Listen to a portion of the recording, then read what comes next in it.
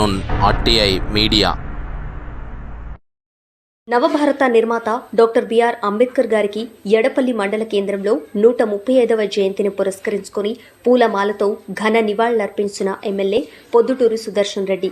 జ్ఞానమే ఆయుధంగా, పోరాటమే ఊపిరిగా, అణగారిన వర్గాల ఆశాజ్యోతిగా వెలిగిన మహనీయుడు డాక్టర్ బిఆర్ అంబేద్కర్ అని ఎమ్మెల్యే కొనియాడారు.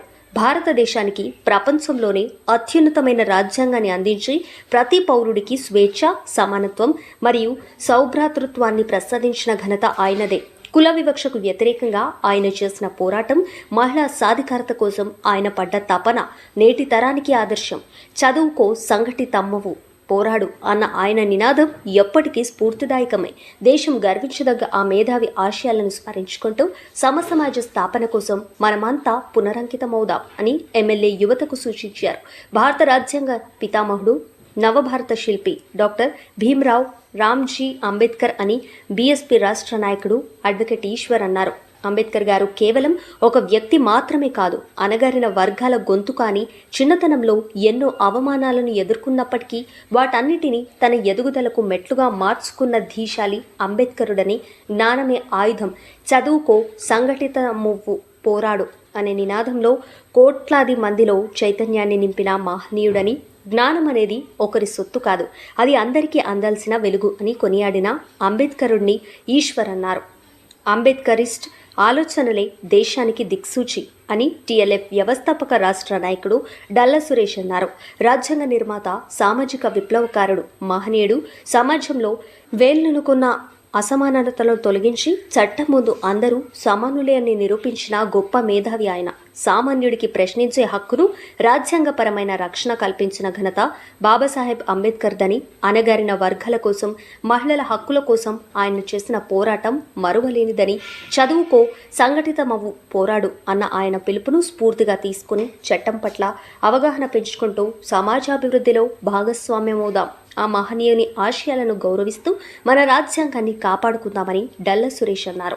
ఎడపల్లి మండలంలో గ్రామాన, వాడవాడల్లో, ప్రధాన కూడళ్ల దగ్గర అన్నదాన కార్యక్రమాలు, నీలిరంగు జెండాలు రెపరెపలాడాయి.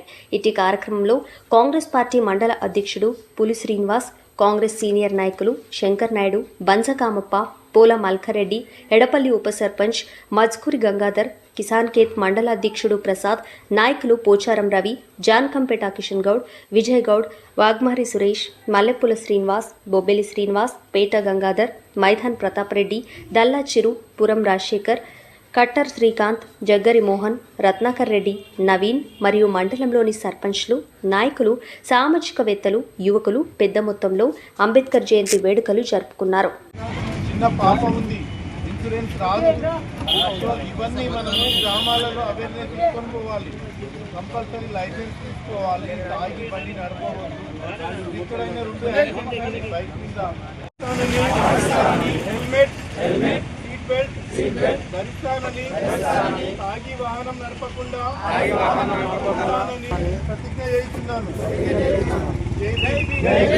సాధిద్దాం అంబేద్కర్ ఆశయాలను. జాన్కంపేటలో అంబేద్కర్ జయంతి ఉత్సవాలు ఘనంగా జరుపుకున్నారు. సో యువతకి అందరికి సందేశం ఏంటంటే, ఓన్లీ జయంతి రోజు అంబేద్కర్ సాబ్ని గుర్తించుకోవడం కాకుండా ఆయన ఆశయాలను సాధించే మార్గంలో అందరూ చదువుకొని, మద్యానికి దూరంగా ఉండి ఆరోగ్యాన్ని కాపాడుకుంటా అందరూ చదువుకొని ఉన్నతులుగా ఎదగాలని చెప్పి ఆశిస్తున్నాను. Thank you. జై భీమ్. జై భీమ్.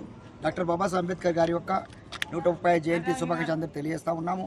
ఈరోజు సాటాపూర్ గేట్ వేదికన అందరికీ, ఈ బోధన్ డివిజన్ ఉన్నటువంటి రెంజల్ మండల్, ఎడపల్లి మండలం ఉన్నటువంటి అందరికీ, ఎస్సీ ఎస్టీ బీసీ మైనారిటీ సోదరులు అందరికీ కూడా బాబాసాహెబ్ అంబేద్కర్ యొక్క జయంతి శుభాకాంక్షలు తెలియజేసుకుంటూ, మిత్రులు ఏదైతే ఈరోజు అన్ని రంగాల్లో కూడా ఎస్సీ ఎస్టీ బీసీ సోదరులు అందరూ కూడా రాజకీయ రంగం కావచ్చు, ఆర్థిక రంగంలో కావచ్చు, పారిశ్రామిక రంగంలో కావచ్చు, అన్ని రంగాల్లో ఈరోజు ముందుండి అందరూ అభివృద్ధి దశలో ఉన్నారు. కాబట్టి అభివృద్ధి దశలో ఉండడానికి కారణం డాక్టర్ బాబాసాహెబ్ అంబేద్కర్ విషయాన్ని ప్రతి ఒక్కరు మర్చిపోకుండా ఆలోచన చేయాలని కోరుతా ఉన్నాము.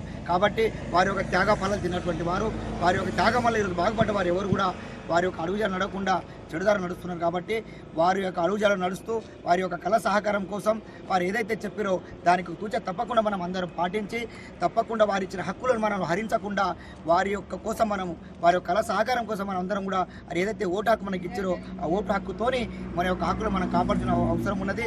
వారు ఏదైతే కళలు కన్నటువంటి మహిళలు కళలు కన్నటువంటి బహుజన రాజ్యాధికారం కోసం ప్రతి ఒక్కరు మనం ప్రయత్నం చేయాల్సిన అవసరం ఉన్నది.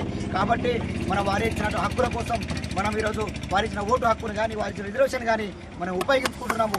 తర్వాత మనం అందరం కూడా ఈరోజు వారి యొక్క అడుగు బాటల్లో కానీ వారి యొక్క కళాశాఖలు ఎవరు కూడా పనిచేయలేదు కాబట్టి కనీసం ఇప్పటికన్నా 130 సంవత్సరాలు అయిపోయింది డాక్టర్ బాబాసాహెబ్ మన కోసం ఈరోజు చనిపోయి. కాబట్టి వారి యొక్క 30 సంవత్సరాల జయంతి సందర్భంగా అందరం శపథం చేసుకోవాల్సిన అవసరం ఉన్నది. ప్రతి ఒక్కరూ తప్పకుండా వారి యొక్క కళ సహకారం కోసం వారు రాసిచ్చినటువంటి రాజ్యాంగం ఈరోజు ప్రమాదంలో ఉంది కాబట్టి దాని రక్షణ కోసం పనిచేయాలని చెప్పేసి ప్రతి ఒక్కరు కూడా ఈ జయంతి సందర్భంగా అందరికీ సవినయంగా మనం చేస్తా ఉన్నాము. మిత్రులను ఎవరు కూడా వారి యొక్క త్యాగాలను కానీ వారు చేసినటువంటి ఈరోజు చేసినటువంటి వారి త్యాగ ఫలితాలు కానీ మనము మర్చిపోకుండా ఉండాలని చెప్పేసి అందరికీ మనం చేస్తూ కోరుతా ఉన్నాం. జై భీమ్, జై భారత్.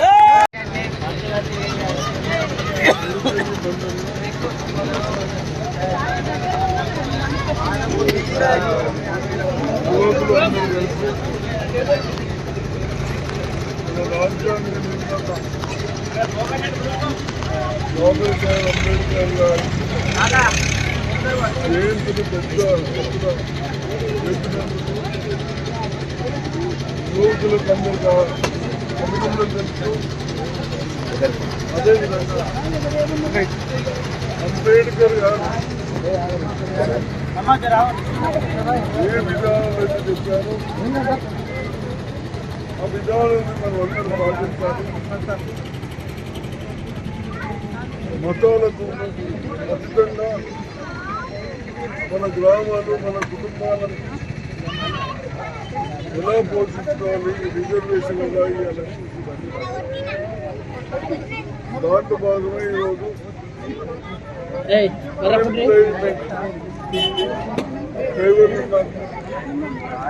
మంచి కొత్త వ్యాన్లు కొని ఆ డ్రైవర్లు వాళ్ళని మున్సిపాలిటీలో నడిపించుకుని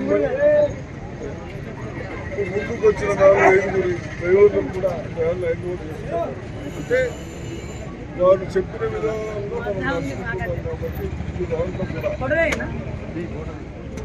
చిన్న దానికి సమస్యలు సృష్టించుకోకుండా అధికారులు కానీ మనం కానీ వారు చెప్పిన విధానాలను పాటిస్తే మనం బాగుంటాం, కుటుంబం బాగుంటుంది, మంచి ఎడ్యుకేషన్ వస్తుంది, మంచి చదువు వస్తూ ఉంటుంది. కాబట్టి తప్పనిసరిగా మీరందరూ కూడా వారి డాక్టర్లతో వారి